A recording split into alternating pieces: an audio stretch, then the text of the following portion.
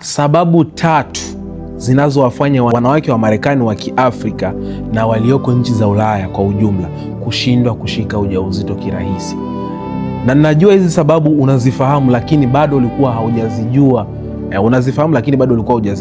Sikia nikwambie, sababu ya kwanza ni kutokana na stress ya maisha. Maisha ya Ulaya na Marekani sio maisha mepesi. Ni maisha ambayo kila ukikaa unafikiria kuhusu nyumba unayoishi, unafikiria kuhusu watoto wako, unafikiria kuhusu maisha yako wewe. Maana yake hii inaweza ikapelekea kukupa stress, lakini pia mwisho wa siku kuvuruga homoni zako na kutoanza kupata period vizuri. Lakini sababu ya pili ni mabadiliko ya vyakula na lifestyle unayoishi.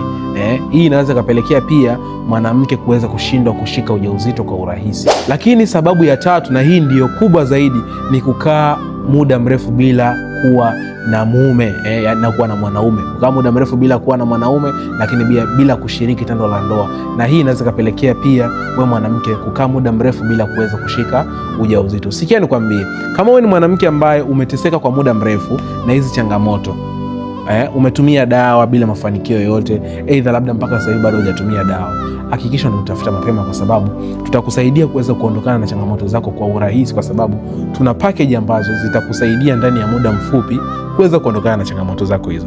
Urahisi ni nini? Chukua namba hizo ambazo ziko hapo kwenye profile ili tukusaidie.